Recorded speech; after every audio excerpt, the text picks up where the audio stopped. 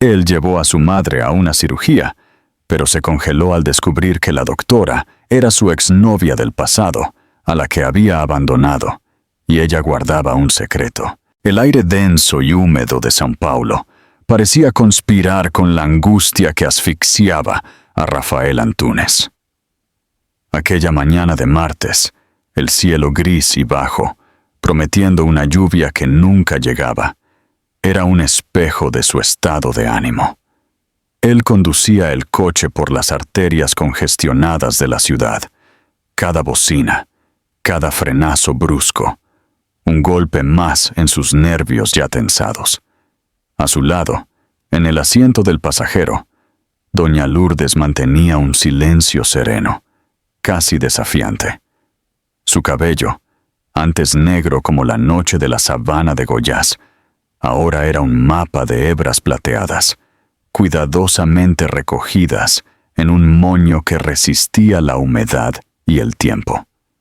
Ella miraba por la ventana, a los edificios que arañaban el cielo, con la misma calma con la que observaba la puesta de sol en Caldas Novas, su tierra natal. La cirugía que enfrentaría en pocas horas, un procedimiento delicado para extirpar un tumor benigno, pero peligrosamente alojado cerca de una arteria vital en el cerebro, parecía preocuparle mucho más a él que a ella. Rafael sentía el peso del mundo sobre sus hombros, un peso que iba mucho más allá de la responsabilidad de asegurar que el mejor equipo médico cuidara de su madre.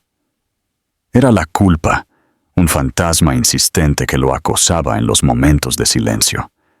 La culpa por los años de ausencia, por las llamadas apresuradas entre una reunión y otra, por las visitas que se volvieron cada vez más raras a medida que su imperio de tecnología crecía. Era un triunfador, uno de los tiburones del mercado digital, un nombre que aparecía en las portadas de revistas de negocios. Pero allí, con la mano de su madre reposando suavemente sobre la consola del coche, se sentía solo un niño, el mismo que un día prometió nunca dejar la región semiárida, el mismo que ahora se ahogaba en el cemento y la soledad de la metrópoli. «Estás callado, hijo mío». La voz de doña Lourdes, suave como el terciopelo, cortó la tensión. «Parece que eres tú quien va a pasar por el quirófano». Rafael forzó una sonrisa que no llegó a sus ojos. «Solo estoy preocupado, madre. Quiero que esto termine pronto y que usted esté bien». Ella giró el rostro hacia él, y en sus ojos oscuros había una sabiduría ancestral, una capacidad de ver las capas más profundas de su alma. «¿Qué te aflige de verdad, Rafael? Lo sé, hijo mío. Esta agonía tuya no es solo por la cirugía». Él tragó saliva, desviando la mirada hacia el caótico tráfico. ¿Cómo explicarle que volver a ese hospital, el sirio-libanés, un templo de la medicina moderna, le traía recuerdos que él había luchado por enterrar durante 15 años? ¿Cómo decir que cada esquina de São Paulo, cada calle, cada parque, guardaba el fantasma de un amor que él había abandonado en nombre de la ambición? No podía, así que solo sacudió la cabeza. «Es solo cansancio, madre. Mucho trabajo». Doña Lourdes no insistió, pero su mirada decía que no estaba convencida. Ella conocía el corazón de su hijo mejor que él mismo. Al entrar en el imponente vestíbulo del hospital, el olor aséptico y el silencio respetuoso del ambiente parecieron acentuar aún más la ansiedad de Rafael. Sentía el corazón martillar contra sus costillas, un ritmo desacompasado que contrastaba con la calma organizada del lugar. Después de los procedimientos de ingreso, llevados a cabo por una recepcionista de sonrisa ensayada, fueron guiados por pasillos que más parecían galerías de arte, hasta una sala de espera privada. «La neurocirujana responsable vendrá en breve para la última conversación antes del procedimiento», informó la enfermera con una pulcra eficiencia. Es la doctora Elena Sampaio, una de las mayores especialistas del país. Están en excelentes manos. El nombre. Aquel nombre. Rafael sintió que le faltaba el aire en los pulmones. Fue como si el suelo se abriera bajo sus pies, tragándolo en un vórtice de tiempo y memoria. Elena Sampaio. No era un nombre, era una melodía olvidada. El olor a pequi cocinándose en el fogón de leña, el calor del sol de Goiás en la piel, el sonido de risas compartidas a la orilla de las aguas cálidas de Caldas Novas. 15 años. 15 años desde la última vez que había oído ese nombre. Desde la última vez que había visto aquellos ojos que contenían todos los colores del río caliente al amanecer. Se desplomó en un sillón de cuero, con las piernas súbitamente débiles. Su mente, antes un torbellino de preocupaciones por la cirugía, ahora era un océano revuelto, dominado por un único y abrumador recuerdo. Elena. ¿Cómo era posible? El destino, en su ironía más cruel y exquisita, había decidido tejer sus hilos de la manera más improbable, en el momento más vulnerable de su vida. Doña Lourdes, notando la repentina palidez de su hijo, frunció el ceño. «Rafael, ¿qué pasa? ¿Conoces a esa doctora?» Él intentó formular una respuesta, pero su garganta estaba seca, las palabras atrapadas. Solo asintió. Un movimiento casi imperceptible. Los ojos fijos en algún punto de la pared, viendo no la sofisticada decoración, sino el rostro de una joven de 19 años, con cabello largo y una sonrisa que prometía la eternidad. Y entonces la puerta se abrió. El tiempo se detuvo. El zumbido distante de los equipos hospitalarios, las voces en el pasillo, todo se disolvió en un silencio profundo. Allí, parada bajo la luz fría de la sala, estaba ella, Elena Sampaio. La bata blanca, impecablemente planchada, no podía ocultar la misma postura altiva que él recordaba. El cabello, antes largo y salvaje, ahora estaba recogido en un moño profesional, revelando la línea elegante de su cuello. Pero los ojos, los ojos eran los mismos, verdes, intensos, tormentosos. Los ojos que habían sido su norte, su hogar, y que ahora lo miraban con la frialdad de un iceberg. Por una fracción de segundo, un átomo de tiempo, él vio una grieta en su armadura, un destello de shock, de dolor, de algo que no pudo identificar antes de que la máscara de la profesional impenetrable cayera sobre su rostro. Señor Antúnez, su voz era firme, controlada, desprovista de cualquier emoción. Se dirigía a él como a un completo extraño, y cada sílaba era una pequeña cuchilla que lo cortaba por dentro. Rafael se puso de pie, su cuerpo moviéndose por puro instinto, las piernas temblorosas. «Soy yo», logró decir, la voz ronca, irreconocible. «Y esta es mi madre, Doña Lourdes». La mirada de Elena se desvió hacia la señora sentada en el sillón, y una sonrisa profesional, distante, curvó sus labios. «Doña Lourdes, soy la doctora Elena Sampaio. Seré la responsable de su cirugía. ¿Lista para nuestra conversación?» Doña Lourdes, completamente ajena a la corriente eléctrica que vibraba en el aire, le devolvió la sonrisa, encantada. «Claro, hija mía, siéntese. Mi hijo está más nervioso que yo, pero siento que estoy en buenas manos». Mientras Elena discurría sobre los detalles técnicos de la craneotomía, los riesgos calculados, las tasas de éxito, el tiempo de recuperación, su voz era un sonido distante para Rafael. Escuchaba, pero no entendía. Estaba perdido en el timbre de esa voz, la misma que un día susurrara juras de amor al pie de su oído.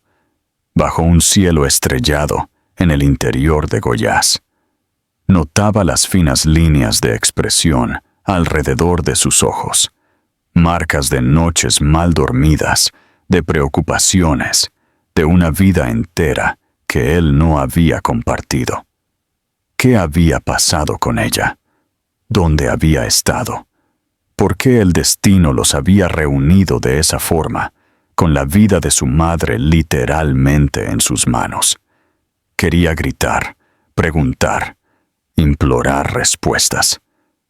Pero las palabras se negaban a salir, aprisionadas por el muro de hielo que ella había levantado entre ellos. Cuando la explicación terminó, doña Lourdes, con su fe inquebrantable, tomó la mano de Elena. «Usted es un ángel que Dios puso en mi camino, doctora. Siento una paz tan grande». Elena sonrió, pero sus ojos, por un instante fugaz, se encontraron con los de Rafael. Y en aquel breve contacto, él vio un torbellino, rabia, resentimiento y algo más. Un dolor tan profundo que parecía un abismo. «Haremos nuestro mejor esfuerzo, doña Lourdes», respondió ella, la voz un poco menos firme. «El equipo la buscará en breve. Con permiso». Se dio la vuelta para irse, la postura rígida, la fuga evidente. Pero Rafael no pudo soportarlo. «Elena, espera», dijo, la voz casi un susurro desesperado. Ella se detuvo de espaldas a él, los hombros tensos. Por un largo momento, él pensó que lo ignoraría. Luego, lentamente, se dio la vuelta, y la mirada que le lanzó era una mezcla de fuego y hielo, una tormenta contenida. «Señor Antúnez», dijo, la formalidad cortando el aire como vidrio roto. «Cualquier duda adicional sobre el procedimiento puede ser aclarada con el equipo de enfermería en el centro quirúrgico. Tenga un buen día». Y con eso, se fue, dejando tras de sí el eco de un pasado que se negaba a morir y el perfume fantasma de flor de jazmín que él asociaba a ella. Rafael se quedó inmóvil, el corazón desacompasado, la respiración suspendida. Doña Lourdes, siempre observadora, rompió el silencio. «¿Se conocen, verdad, hijo mío? La energía entre ustedes parecía que el aire iba a incendiarse». Él soltó una risa seca, sin humor. «Es una larga historia, madre. Cosas del pasado. No importa ahora, pero sí importaba. El pasado no estaba muerto. Estaba allí, vivo, palpitante, vestido con una bata blanca y sosteniendo el futuro de su madre en sus manos. Mientras ayudaba a doña Lourdes a prepararse, su mente era un caos. ¿Qué pensó Elena al verlo? ¿Por qué tanto resentimiento, tanta frialdad? Y, sobre todo, ¿cómo conseguiría sobrevivir a las próximas horas, sabiendo que la mujer que él un día amó, y que tal vez, en el fondo de su alma devastada, aún amaba, estaba a punto de operar el cerebro de la persona más importante de su vida? La ironía era tan cruel, tan perversamente poética, que solo podía ser obra del destino. Un destino que, él sentía, aún no había revelado todas sus cartas. La noche cayó sobre São Paulo como un manto pesado e indiferente. En la habitación del hotel, cuyas ventanas enmarcaban un panorama de luces artificiales que intentaban imitar a las estrellas, Rafael no encontraba paz. El techo blanco parecía una tela vacía, burlándose de su incapacidad para desconectar la mente. Cada luz que parpadeaba a lo lejos era un punto de memoria. Cada sirena que cortaba la noche era un eco de su propia angustia. Intentó concentrarse en el trabajo, abriendo el notebook para analizar gráficos y proyecciones de su empresa.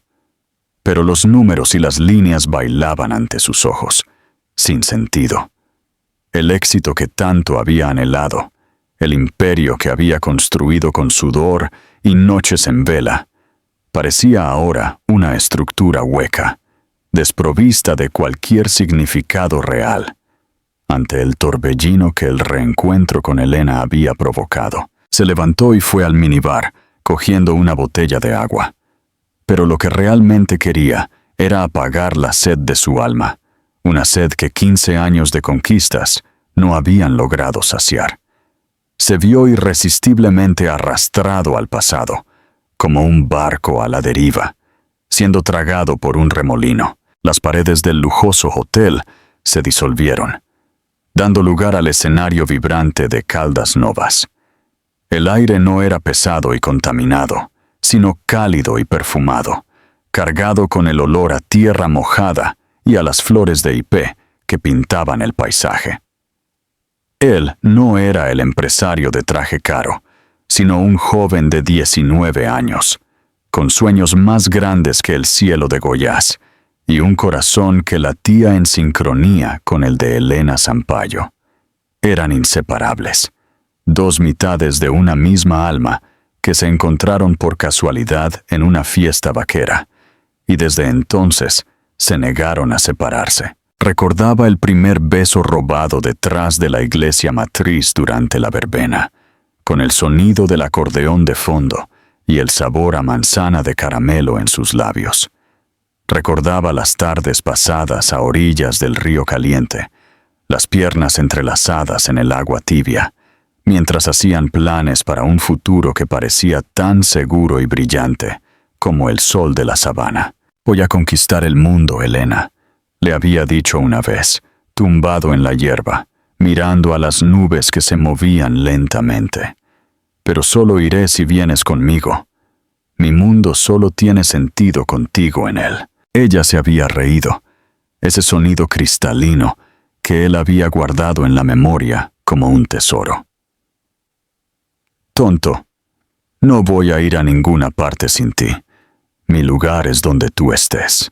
La promesa, la beca para la mejor universidad de ingeniería de São Paulo, llegó como un cometa, una oportunidad única que prometía ser el primer paso para la conquista de aquel mundo que él soñaba. La despedida en la estación de autobuses de Caldas Novas fue la escena más dolorosa de su vida. Las lágrimas de ella se mezclaban con las suyas, y la promesa fue reforzada, sellada con un beso desesperado. «Vuelvo, Elena. Juro que vuelvo por ti. Es solo por un tiempo». Partió con el corazón dividido, dejando atrás la mitad que lo completaba, pero con la certeza de que la distancia sería solo un obstáculo temporal. Al principio, las llamadas eran diarias, largas, llenas de nostalgia y planes. Las cartas iban y venían, cargadas de declaraciones de amor y de la cuenta regresiva para las próximas vacaciones. Pero São Paulo, con su ritmo frenético y sus infinitas posibilidades, comenzó a engullirlo. Los estudios exigían dedicación total, las prácticas lo consumían, y la ambición, esa semilla que siempre había existido dentro de él, comenzó a germinar de forma abrumadora. Las llamadas se volvieron semanales, luego esporádicas. Las cartas, más cortas. La distancia, antes un mero detalle geográfico, se transformó en un abismo emocional. La última conversación fue una pelea fea por teléfono, llena de acusaciones e incomprensión. Él, estresado con los exámenes finales. Ella, sintiéndose abandonada. Se dijeron palabras duras, se abrieron heridas, y el silencio que siguió fue el golpe final. Un silencio que él, en su arrogancia juvenil y enfoque ciego en el éxito, nunca se esforzó de verdad por romper. Se sumergió de lleno en la carrera, usando el trabajo como un anestésico para el dolor y la culpa, hasta que la imagen de Elena se convirtió en un recuerdo distante, una fotografía amarillenta guardada en el fondo de un cajón polvoriento de su alma. Del otro lado de la ciudad, en un apartamento silencioso y elegantemente decorado, Elena tampoco dormía. La extenuación de la larga jornada en el hospital pesaba en su cuerpo, pero su mente estaba en llamas. El reencuentro con Rafael había reabierto compuertas que ella había mantenido selladas con una férrea disciplina durante una década y media. Verlo allí, tan cambiado y al mismo tiempo tan dolorosamente el mismo, fue como recibir un puñetazo en el estómago. Aquella mirada de pánico y confusión, la forma en que su nombre salió de sus labios como un fantasma, todo la había transportado de vuelta, pero no a las tardes doradas en Caldas Novas. Su memoria la llevaba a un lugar mucho más sombrío. Se levantó y caminó hasta la habitación contigua. La puerta estaba entreabierta, y la luz suave de una lámpara iluminaba el rostro dormido de su hijo. Miguel, 14 años de edad, el cabello oscuro y rebelde cayendo sobre la frente, la misma boca terca, la misma forma de fruncir ligeramente las cejas mientras dormía. Era la imagen reflejada de Rafael en su juventud. Su corazón se encogió en una mezcla de amor infinito y dolor lacerante. Miguel era su sol, su razón de vivir, el centro de su universo. Y él era el secreto que ella guardaba bajo 7 llaves, la verdad que la consumía por dentro.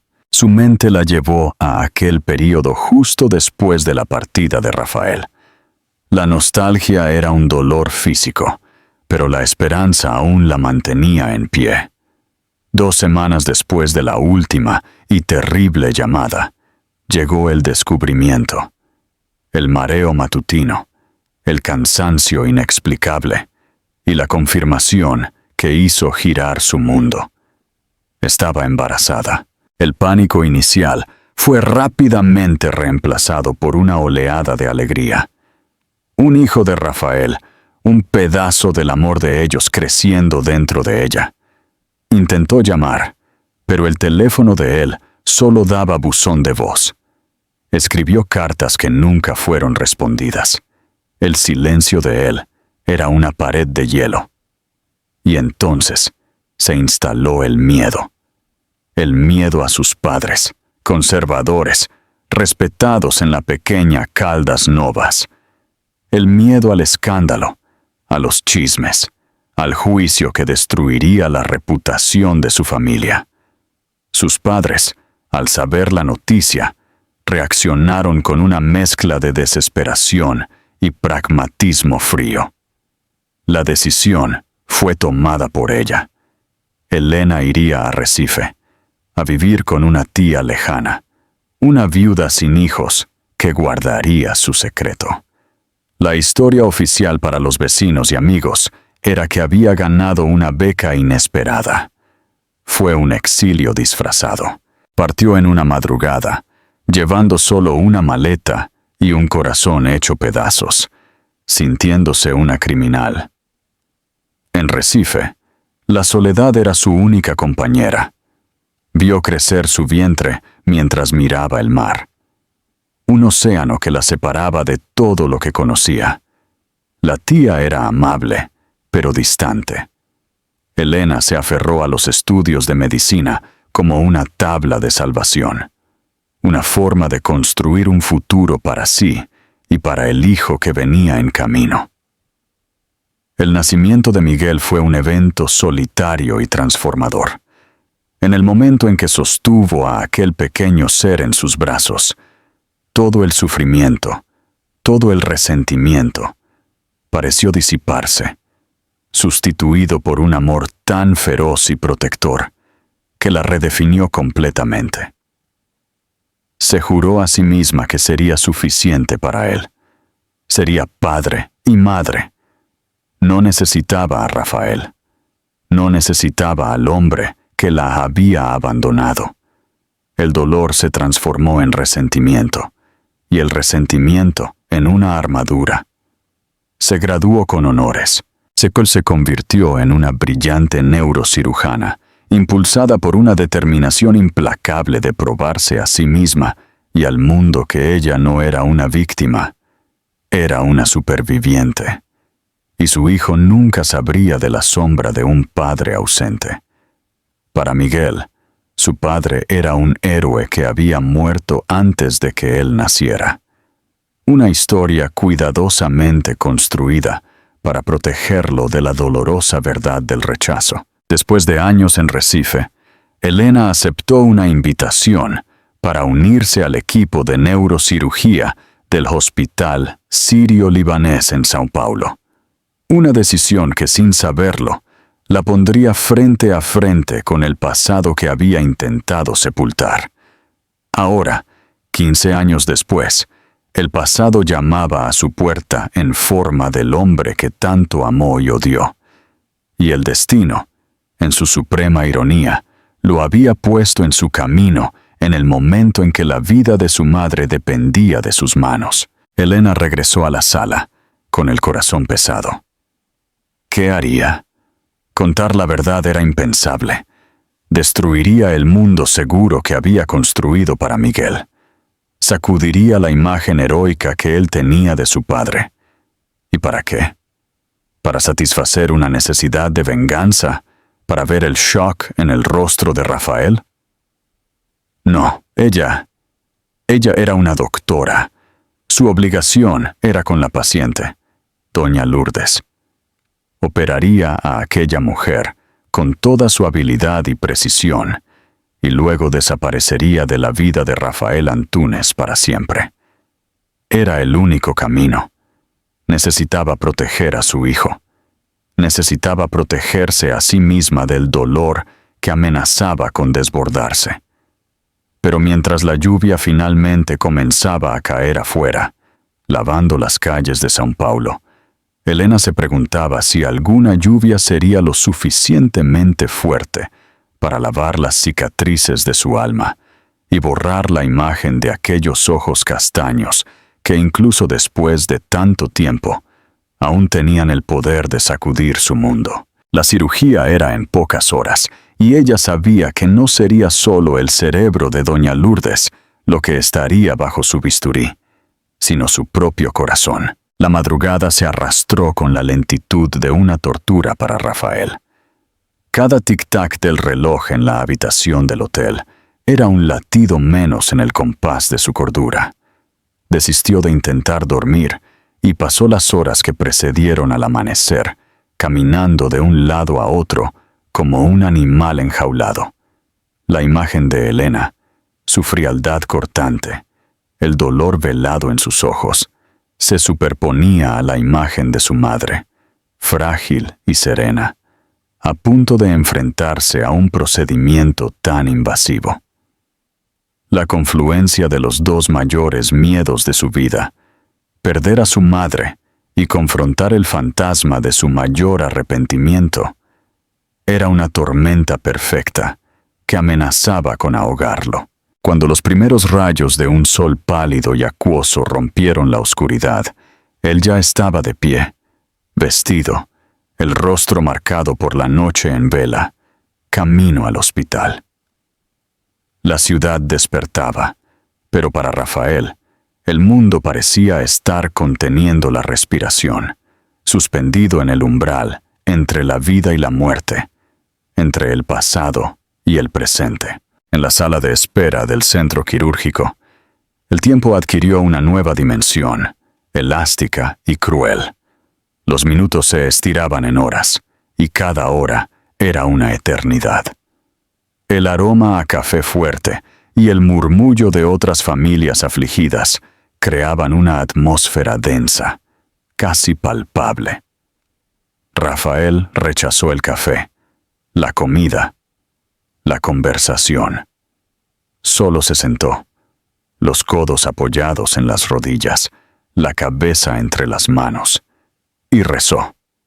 Rezó como no lo hacía desde niño, con la fe desesperada de quien no tiene a quién más recurrir. Rezó por su madre, por la firmeza de las manos de Elena, por un milagro que él sentía no merecer. La conversación de la víspera con doña Lourdes resonaba en su mente. ¿Qué te aflige de verdad, Rafael? Ahora lo sabía. Lo que lo afligía era el peso de una vida construida sobre una fundación de arena, el éxito que no llenaba el vacío, la constatación de que, en el momento más crucial, la vida de la persona que él más amaba estaba en manos de la mujer que él más había herido. Mientras tanto, a pocos metros de allí, al otro lado de las puertas de acero, la realidad era un ballet de precisión y tensión. La sala de cirugía era un santuario de tecnología y esterilidad, bañada por una luz blanca e implacable. Elena, instrumentada, la mascarilla ocultando la mitad inferior de su rostro, era la personificación de la calma y el control. Sus ojos verdes, ahora ampliados por las lupas quirúrgicas, eran las únicas ventanas a la tormenta que se agitaba dentro de ella. Se había lavado las manos en un ritual casi sagrado. Cada movimiento preciso, cada gota de jabón. Un intento de purificar no solo la piel, sino también la mente, de alejar los fantasmas de Rafael y de Caldas Novas. Al acercarse a la mesa de operaciones, su mirada se posó sobre el rostro sereno de doña Lourdes, ya bajo el efecto de la anestesia. En aquella mujer, ella veía no solo a la madre de Rafael, sino un reflejo de su propia madre, de la fuerza y la dulzura de las mujeres del sertão. Una oleada de ternura la invadió, seguida por una determinación feroz. No iba a fallar. Iniciando el procedimiento, su voz sonó clara y firme a través del intercomunicador, una orden que puso a todo el equipo en movimiento sincronizado. El bisturí en su mano era una extensión de su voluntad. El corte inicial fue preciso, un acto de violencia necesaria para alcanzar la fuente del problema. Las horas siguientes fueron una inmersión profunda en la compleja arquitectura del cerebro humano. Elena navegaba entre venas y arterias con la destreza de una artista, su enfoque absoluto, su mente un mapa tridimensional del campo operatorio. El tumor encapsulado y traicionero estaba exactamente donde las imágenes habían previsto, peligrosamente abrazado a una arteria cerebral media. Cada movimiento era un cálculo de milímetros. Cada pinza que se cerraba era una decisión de vida o muerte. El equipo trabajaba en silencio, comunicándose por monosílabos y miradas, todos orbitando alrededor de la maestría de su cirujana. Rafael, en la sala de espera, sintió una mano en su hombro. Era una enfermera, con una sonrisa amable. «La cirugía va bien, señor. Ya pasaron de la mitad. ¿Quiere un poco de agua?» Él solo sacudió la cabeza, incapaz de hablar, el nudo en su garganta demasiado apretado. La noticia, en lugar de calmarlo, solo tensó aún más sus nervios. La mitad del camino. Aún quedaba la otra mitad. De vuelta a la sala de cirugía, Elena estaba en el clímax del procedimiento. Con una delicadeza sobrehumana, disecaba los últimos filamentos que sujetaban el tumor al tejido cerebral sano. El sudor brotaba en su frente, prontamente secado por un asistente. Separador, aspiración suave. Ella ordenaba, la voz un susurro concentrado. El tumor estaba casi libre. Un movimiento más fue cuando el universo decidió poner a prueba sus límites. Un pitido agudo, estridente y continuo, rasgó el silencio de la sala. El sonido que todo cirujano teme, el sonido del caos. «¡Paro cardíaco!», gritó el anestesista. Los ojos desorbitados fijos en el monitor, que ahora exhibía una línea recta e implacable. «Está fibrilando». El tiempo se congeló. El corazón de doña Lourdes, el motor que la había mantenido viva durante 70 años, se había detenido. El pánico, como una niebla tóxica, amenazó con apoderarse de la sala. Pero la voz de Elena cortó el aire. Un látigo de autoridad y urgencia. «Carro de paro y ahora, adrenalina, 1 miligramo. Comiencen la compresión torácica rápido». El equipo, entrenado para la crisis, se movió con una velocidad desesperada. Un cirujano asistente inició los masajes cardíacos. El ritmo constante y brutal, rompiendo las costillas para intentar engañar a la muerte. Elena, por un instante, miró el corazón inerte en el monitor y el cerebro expuesto frente a ella. Era una carrera contra el tiempo. Sin flujo sanguíneo, el cerebro comenzaría a morir en minutos, haciendo inútil todo su trabajo. ¡Desfibrilador! ¡200 julios! ¡Fuera! El cuerpo de doña Lourdes convulsionó sobre la mesa con la descarga eléctrica. Nada. La línea recta persistía. Burlona. De nuevo, 300 julios. ¡Carga! ¡Fuera! Otra descarga. Otro espasmo violento. Y el mismo silencio electrónico inmortal del monitor. El anestesista miró a Elena, una disculpa en sus ojos. El protocolo se estaba agotando. La esperanza se desvanecía a cada segundo. Fue en ese momento, en el abismo de la desesperación, que la armadura de Elena se hizo añicos. La profesional dio paso a la mujer. Las lágrimas que ella había contenido durante 15 años se desbordaron, escondidas por la mascarilla, pero quemándole los ojos. Se inclinó sobre el cuerpo inerte de doña Lourdes, su mano tocando el hombro de la paciente, un gesto prohibido, demasiado humano para aquel ambiente estéril. Y en un susurro que apenas fue oído por el equipo más cercano, un lamento que vino del fondo de su alma desgarrada, ella murmuró las palabras que sellarían su destino. «No se muera, doña Lourdes. Por favor. Su hijo todavía la necesita». Hizo una pausa, la respiración atrapada en un sollozo. Y yo también. Era una confesión, un grito de socorro lanzado al vacío. Una súplica no para Dios, sino para la mujer que representaba la única conexión viva con su pasado, con el padre de su hijo. Y entonces el milagro.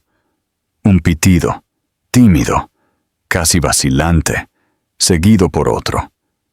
Y otro más. Lentos, irregulares, pero inconfundibles. El ritmo sinusal comenzó a restablecerse en el monitor, la línea recta dando paso a una ola de vida que se dibujaba en la pantalla. El corazón de doña Lourdes, contra toda probabilidad, contra toda lógica médica, había vuelto a latir. Un suspiro colectivo de incredulidad y alivio recorrió la sala. Alguien rió, un sonido nervioso. Otro murmuró: «Dios mío». Elena sintió que las piernas le flaqueaban. Se alejó de la mesa, apoyándose en un mostrador, el cuerpo temblando incontrolablemente. El anestesista la miró, atónito. «Doctora, nunca vi nada así». Elena respiró hondo, recomponiendo la máscara de profesionalismo, aunque por dentro estuviera en ruinas. «Estabilicen la presión. Vamos a terminar lo que empezamos». Con las manos aún temblorosas, pero con una nueva y extraña determinación, volvió a la mesa y con una precisión renovada, extirpó los últimos vestigios del tumor y cerró la incisión. Cada punto que daba era un paso para alejarse de aquel abismo en el que casi había caído. Horas después, cuando doña Lourdes ya estaba segura en la UCI, estable, Elena finalmente se permitió desmoronarse. En la soledad de una sala de descanso, se arrancó la mascarilla y el gorro quirúrgico y lloró. Lloró como no lloraba desde la noche en que perdió al hombre que amaba. Eran lágrimas de alivio por el éxito del procedimiento, pero también de dolor. el dolor de que su secreto más profundo saliera a la luz en un susurro desesperado, el dolor de haber visto a Rafael de nuevo, de sentir el amor y el odio en una mezcla venenosa, el dolor de saber que, al salvar la vida de doña Lourdes, quizás había complicado la suya de una forma irreversible. Había salvado a la madre, pero ¿y al hijo? ¿Y el secreto que cargaba?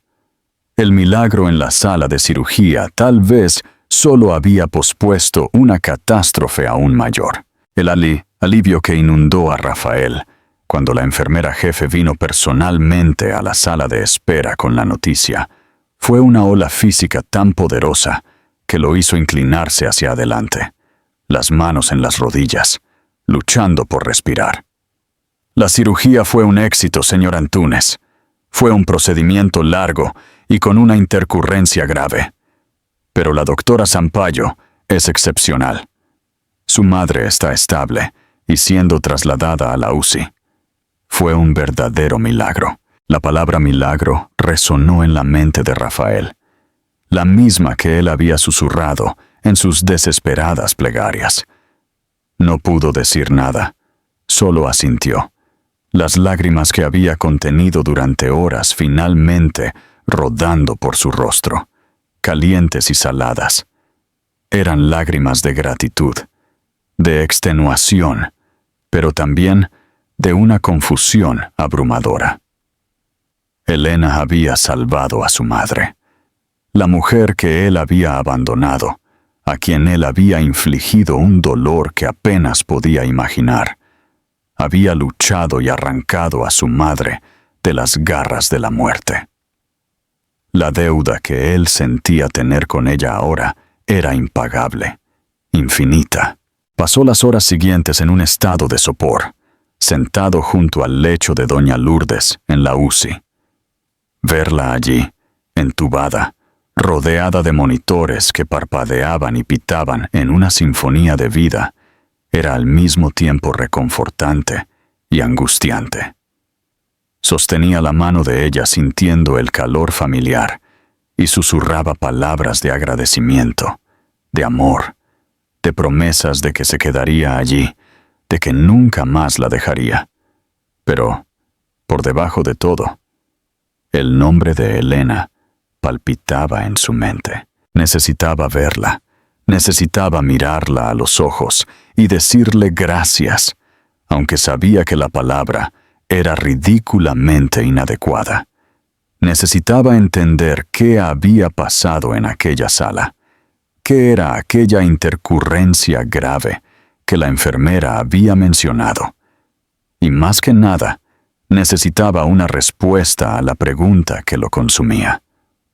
¿Por qué ella, que tenía todos los motivos para odiarlo, había luchado con tanta ferocidad por su madre? Al día siguiente, doña Lourdes presentó una mejoría sorprendente. Ya respiraba sin la ayuda de aparatos, y aunque débil, sus ojos brillaban con la misma lucidez de siempre. Rafael, sintiéndose un poco más seguro para dejarla por unos instantes, fue en busca de Elena.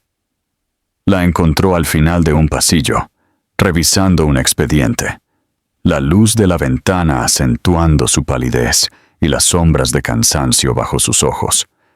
Parecía tan frágil como poderosa, una contradicción que lo fascinaba e intimidaba. «Elena», la llamó, la voz más suave de lo que pretendía. Ella se dio la vuelta y por un momento la máscara de frialdad vaciló. Él vio la extenuación, la vulnerabilidad. «Señor Antúnez», corrigió, la voz baja pero firme. «Su madre se está recuperando muy bien. La evolución es excelente. Lo sé, y yo no sé cómo agradecerte», dijo, tropezando con las palabras. La enfermera dijo que hubo una complicación, que fue un milagro. La mirada de ella se desvió, fijándose en un punto distante del pasillo. «Hicimos nuestro trabajo. Fue un esfuerzo de equipo». «No», insistió él, dando un paso al frente. «Fuiste tú. Siento que fuiste tú. ¿Por qué, Helena? Después de todo, ¿por qué luchaste tanto por ella? La pregunta flotó en el aire, cargada con el peso de 15 años de silencio. Helena cerró los ojos por un instante, como si buscara fuerzas. Aquel susurro en la sala de cirugía, y yo también, resonaba en su alma. La mentira, la armadura, todo se había vuelto demasiado pesado para cargar. Lo miró y, por primera vez desde el reencuentro, permitió que él viera el abismo de dolor que había dentro de ella.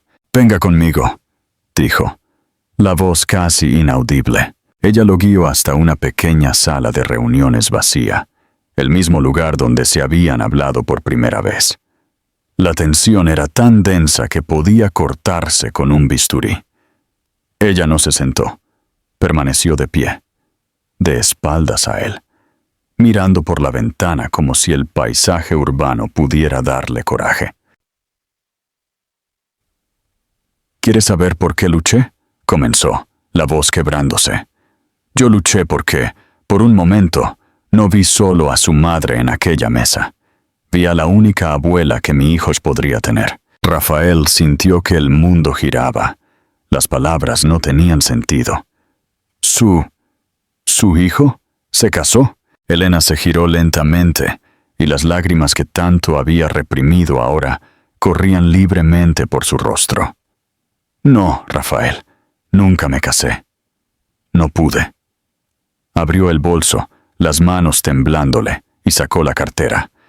De dentro, tomó una fotografía gastada por los bordes, la imagen de un adolescente sonriendo, el cabello oscuro y rebelde, los ojos verdes llenos de vida. Un rostro que era un eco del suyo propio, de 15 años atrás. «Este es Miguel», dijo, la voz rota. «Tiene 14 años. Es mi hijo Rafael, y es tu hijo». El tiempo se detuvo. El sonido desapareció. Rafael tomó la foto, los dedos entumecidos. Miró el rostro del chico, y luego a Helena, y de vuelta a la foto. Era él. Era su rostro, sus ojos mezclados con los de ella. Una parte de él que nunca supo que existía. El suelo bajo sus pies se desintegró, y él fue lanzado a un vacío de shock, negación y un dolor tan agudo que lo dejó sin aliento. «No, no puede ser», tartamudeó, el cerebro negándose a procesar la información. «¡Sí puede!», ella continuó, la voz adquiriendo una fuerza amarga. «Lo descubrí justo después de que te fuiste. Intenté decírtelo, pero tú desapareciste. El silencio fue tu respuesta. Mis padres, con miedo al escándalo en Caldas Novas, me mandaron a Recife. Tuve a nuestro hijo sola, Rafael. Lo crié sola. Me gradué. Me convertí en médica. Construí una vida para nosotros dos, mientras tú construías tu imperio. Para él, eres un héroe que murió antes de que él naciera. Era más fácil que contarle que su padre lo abandonó antes, incluso de saber de su existencia. Cada palabra era un golpe, un hijo, 15 años, una vida entera perdida. Las reuniones, los contratos, los premios, todo se transformó en cenizas. Miró a Helena, al dolor que ella había cargado sola durante tanto tiempo, y la dimensión de su fallo, de su negligencia, lo golpeó con la fuerza de un tren. Cayó de rodillas, no por drama, sino porque sus piernas simplemente cedieron. El sonido que salió de su garganta fue un gemido animal, un lamento que venía de las profundidades de su alma destrozada. «Helena, Dios mío, perdóname», sollozó, el rostro escondido entre las manos, el cuerpo sacudido por convulsiones de llanto. Yo no lo sabía. Juro por Dios, no lo sabía. Si lo hubiera sabido, lo habría dejado todo. Habría vuelto. Perdóname, por favor. Perdóname por cada día, cada noche, cada lágrima que lloraste sola. Helena, que esperaba sentir una satisfacción vengativa al verlo desmoronarse, sintió solo una oleada de compasión. El dolor de él era real, palpable. Ella se arrodilló frente a él, tocando su hombro, y el llanto de los dos se mezcló, un dueto de luto por los años robados, por el hijo que él no conoció, por el amor que fue aplastado por el peso del silencio y la distancia. Fue en ese exacto momento que la puerta de la sala se abrió. Una enfermera empujaba la silla de ruedas de doña Lourdes, que había insistido en tomar un poco de aire fuera de la habitación de la UCI. Ella se detuvo en la puerta, el rostro frágil, pero los ojos vivos, observando la escena de su hijo de rodillas, llorando en los brazos de la médica que había salvado su vida. «¿Qué está pasando aquí?», preguntó ella, la voz ronca pero clara. Rafael y Elena se levantaron, los rostros marcados por las lágrimas. El secreto, ahora revelado, flotaba entre ellos. Doña Lourdes miró de uno al otro, la intuición de madre conectando las piezas del rompecabezas que la intrigaba desde el primer momento. Vio la foto en la mano de Rafael, vio el dolor en los ojos de Elena, vio el arrepentimiento en el rostro de su hijo, y entonces, con la sabiduría que la vida y la casi muerte le habían concedido, sonrió, una sonrisa cansada, pero luminosa. «Ahora entiendo», dijo ella, la voz embargada de emoción. «Ahora entiendo el milagro. Dios no me devolvió la vida solo para que pudiera vivir unos años más.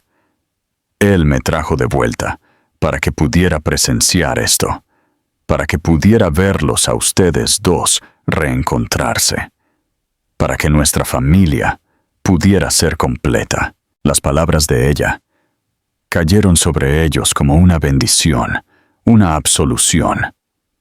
No se trataba solo del pasado, se trataba de la oportunidad de un futuro que, hasta aquel momento, ni siquiera sabían que era posible.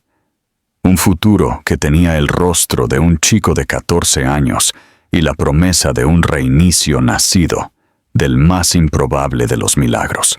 Los días que siguieron a la revelación fueron un borrón de emociones crudas y decisiones cataclísmicas. Para Rafael, el mundo como él lo conocía había dejado de existir.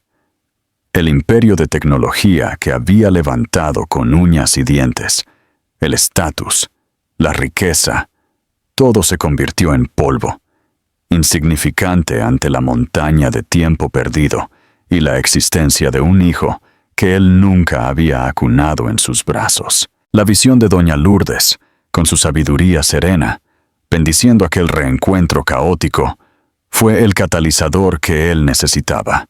Ya no había espacio para la vacilación. De vuelta a su hotel, que ahora parecía una jaula dorada y estéril, inició la mayor y más importante reestructuración de su vida. Las llamadas ya no eran para cerrar negocios millonarios, sino para deshacerlos. Convocó una reunión de emergencia con su consejo, anunció su decisión de vender una participación mayoritaria de su empresa y delegó casi todas sus responsabilidades. Sus socios, sus abogados, todos pensaron que se había vuelto loco, que la presión de la cirugía de su madre lo había llevado a un colapso. Ellos no entendían que, por primera vez en 15 años, Rafael estaba perfectamente cuerdo. No estaba abdicando de un imperio, estaba reclamando una vida. El primer encuentro con Miguel fue la prueba de fuego, uno de los momentos más aterradores y significativos de su existencia. Elena, con una valentía que Rafael admiraba profundamente, preparó el terreno. Se sentó con su hijo y, con una delicadeza infinita, desmontó la historia del padre héroe y muerto, sustituyéndola por la verdad compleja y dolorosa de un amor de juventud, de un error, de un reencuentro y, sobre todo, de la ignorancia de Rafael sobre su existencia. La reacción de Miguel fue un terremoto silencioso. La rabia, la confusión y la sensación de traición guerreaban en sus ojos verdes, tan parecidos a los de su madre.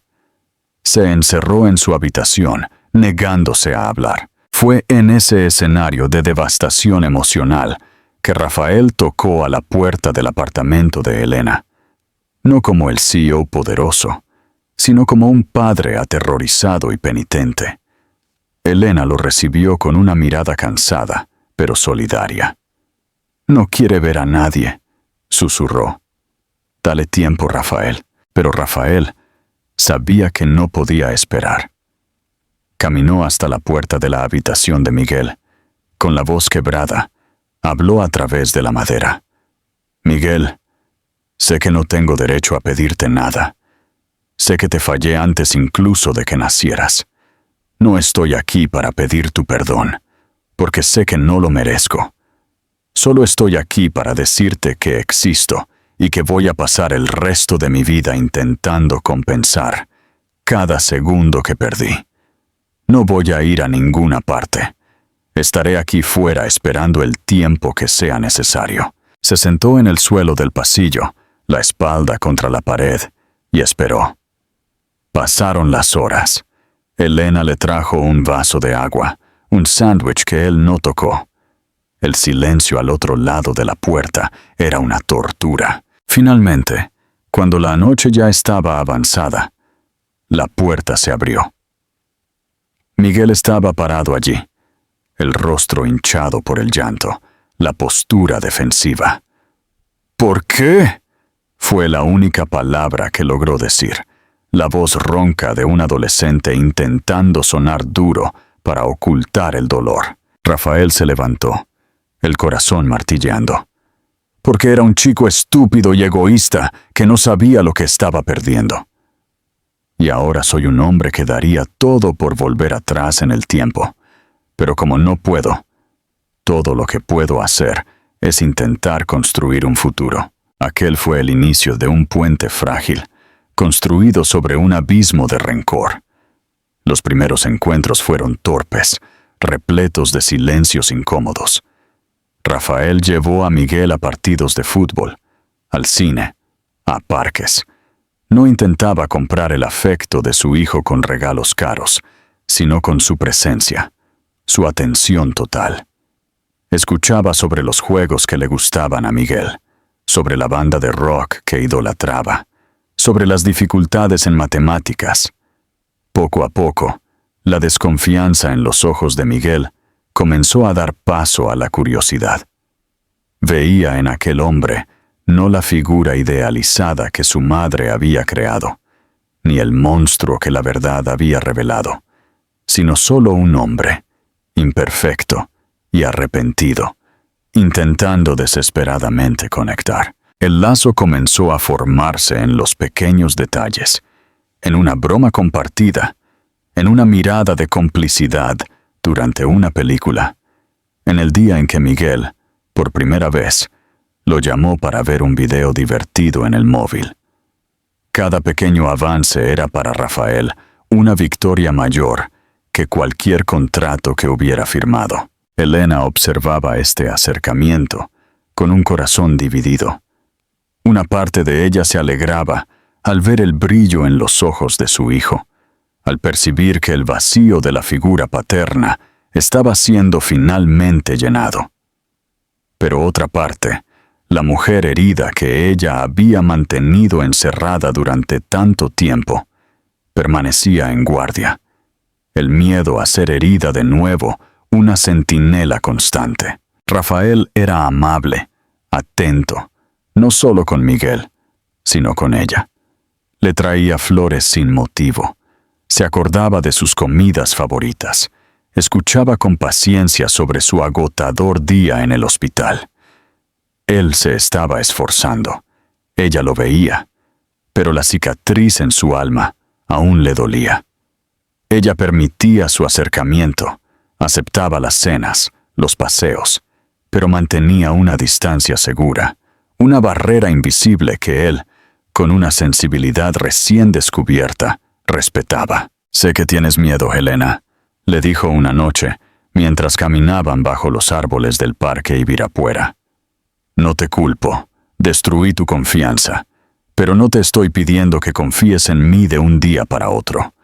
Solo te pido que me dejes demostrarte, con acciones, que el hombre que te dejó atrás en Caldas Novas ya no existe». Fue durante una visita a doña Lourdes, ya en casa y recuperándose a pasos agigantados, que una nueva idea comenzó a tomar forma.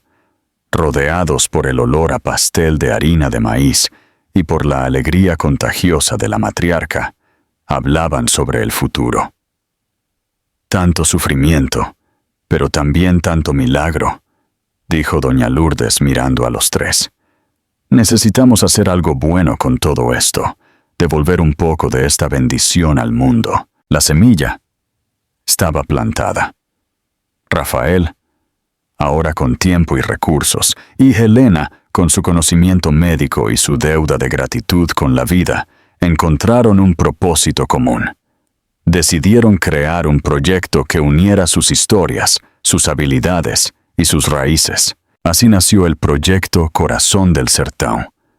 La misión era ambiciosa y profundamente personal: llevar asistencia médica de calidad y gratuita a comunidades necesitadas y aisladas, comenzando por el interior de Goiás, la tierra que había sido la cuna y la tumba de su amor, y extendiéndose hacia el nordeste, la región que había acogido a Helena y a su hijo en su exilio. Rafael usó su genialidad para los negocios, para estructurar la fundación, recaudar fondos y organizar la compleja logística.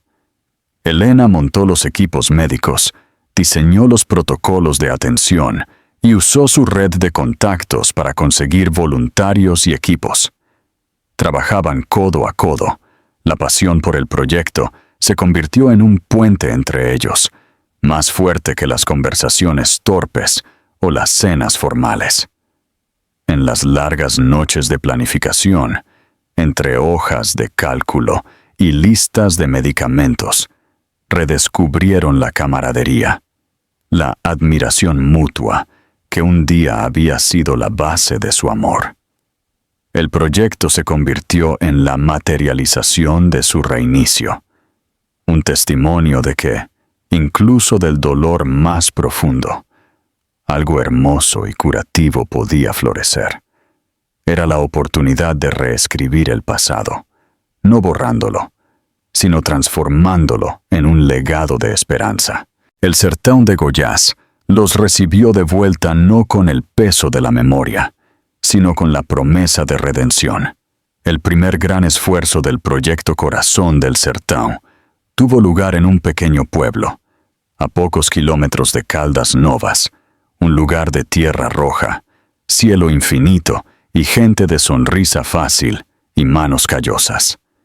El polvo que se levantaba del camino de tierra, antes un símbolo de la partida y del abandono para Helena, ahora parecía oro en polvo, bajo el sol implacable, el presagio de un nuevo comienzo. La estructura montada en la plaza del pueblo, con sus tiendas blancas y el zumbido de generadores, era un oasis de esperanza. Rafael, vistiendo una camiseta del proyecto y ya no un traje de marca, coordinaba la logística con la misma energía que un día había dedicado a conquistar mercados. Pero ahora, sus ojos brillaban con un propósito que dinero alguno podía comprar. Miguel, inicialmente reacio a dejar a sus amigos y la vida en São Paulo por un fin de semana, se encontró sorprendentemente cautivado. Ayudaba a organizar las fichas de atención, conversaba con los niños locales y veía a sus padres lado a lado, no como figuras de un pasado trágico, sino como una fuerza de la naturaleza, una dupla poderosa unida por algo más grande. Helena estaba en su elemento. La bata, ahora manchada por el polvo del sertão, parecía más auténtica que nunca. Se movía entre los pacientes con una empatía que iba más allá de la técnica médica, escuchando historias, ofreciendo no solo diagnósticos, sino consuelo. Con cada niño que examinaba, con cada anciano que agradecía con los ojos llenos de lágrimas, sentía que las últimas capas de su armadura se disolvían. El amor que ella y Rafael compartían ya no era un frágil intento de reconciliación. Era una fuerza activa, tangible, que se manifestaba en forma de alivio y cura para cientos de personas. Aquella tarde, mientras el sol comenzaba su descenso perezoso, pintando el cielo con tonos de naranja y violeta, ella sintió una oleada repentina de mareo, un malestar que la hizo apoyarse en una de las columnas de la tienda. Rafael, cuyo radar parecía ahora permanentemente sintonizado en ella, estuvo a su lado en un instante. «Elena, ¿qué pasa? Estás pálida». Su mano en su espalda era firme, preocupada, un gesto que se había vuelto tan natural como respirar. «No es nada». Ella intentó sonreír, apartando el vértigo. Debe ser el calor, el cansancio, pero en el fondo de su alma, una intuición antigua e inconfundible, la misma que una mujer siente cuando la vida decide brotar secretamente dentro de sí, comenzó a susurrar. Una posibilidad tan aterradora como maravillosa. Esa noche, en la pequeña posada donde estaban alojados, la sospecha se convirtió en una certeza inquebrantable, confirmada no por un test de farmacia, sino por la sabiduría de su propio cuerpo. Esta vez, no había miedo, no había soledad, no estaba el peso de un secreto. Había solo una maravilla silenciosa y una decisión. Al día siguiente, al final del esfuerzo, con el equipo exhausto, pero exultante, Elena llamó a Rafael para dar un paseo. Se alejaron del ruido, subiendo una pequeña colina desde donde se podía ver el sol poniéndose sobre la sabana, el mismo paisaje que había sido testigo de su primer amor. El aire estaba perfumado con el olor a hierba y tierra. «Necesito contarte algo, Rafael», comenzó ella, la voz suave, pero cargada de una emoción que hizo que el corazón de él se detuviera. Él se giró hacia ella, el rostro tenso. Ella tomó su mano y la llevó a su propio vientre. Hace 15 años, en este mismo escenario, la vida nos dio un regalo que fuimos incapaces de compartir. Tuve que recibirlo sola, en la oscuridad. Pero parece que la vida, en su infinita terquedad, decidió darnos una segunda oportunidad. Miró a los ojos de él, y las lágrimas que brotaron eran de pura alegría. «Vamos a tener un bebé, Rafael, y esta vez, tú estás aquí». La reacción de Rafael no fue un shock, sino una epifanía. Fue como si la última pieza del rompecabezas de su redención encajara. No dijo nada, solo la envolvió en sus brazos, el rostro hundido en su cabello, y su cuerpo fue sacudido por un llanto silencioso y profundo. No era el llanto de dolor o arrepentimiento, sino el llanto de gratitud, de un hombre que había recibido un regalo tan inmerecido y tan perfecto que trascendía la comprensión. La abrazó como si ella fuera la cosa más preciosa del universo, el epicentro de su nuevo mundo. La noticia fue celebrada días después en la casa de doña Lourdes, que ahora rebosaba vida. Miguel, al saber que tendría un hermano, reaccionó con una madurez que sorprendió a todos. Los celos iniciales dieron paso a una sonrisa protectora. Él sería el hermano mayor, el guardián. La idea de una nueva vida, nacida no de un error, sino de un amor reconstruido, parecía solidificar su propio lugar en aquella familia recién formada. Doña Lourdes, al oír la noticia de manos de Elena y Rafael, se llevó las manos al pecho, el mismo pecho que Elena había salvado, y sus ojos se llenaron de lágrimas y de una luz celestial. «Ay, hijos míos», susurró, la voz quebrada. El corazón que un día casi se detuvo, ahora late más fuerte que nunca. Late por mí, late por ustedes, late por esta nueva vida que está llegando. El amor siempre gana. Al final, siempre gana. Meses más tarde, regresaron a Caldas Novas, no para una misión médica, sino para una peregrinación. Estaban los tres: Rafael, Elena con su vientre prominente, y Miguel, ahora un adolescente más alto y seguro de sí mismo. Detuvieron el coche en la cima de un cerro, el mismo que frecuentaban en su juventud, para asistir al espectáculo de la puesta de sol de Goiás. El cielo era una tela de fuego, oro y añil. El silencio entre ellos no era de incomodidad, sino de comunión. Rafael pasó el brazo por los hombros de Elena, mientras la otra mano reposaba sobre la de Miguel. Miraron el horizonte, la inmensidad del sertón que se extendía ante ellos, y las lágrimas vinieron a los ojos de los tres. Eran lágrimas de curación, de esperanza, de un ciclo que se completaba. El amor que parecía haber sido enterrado bajo 15 años de polvo y silencio, no solo había renacido, se había transformado, más fuerte, más sabio, más profundo. Allí, bajo el cielo de Goiás,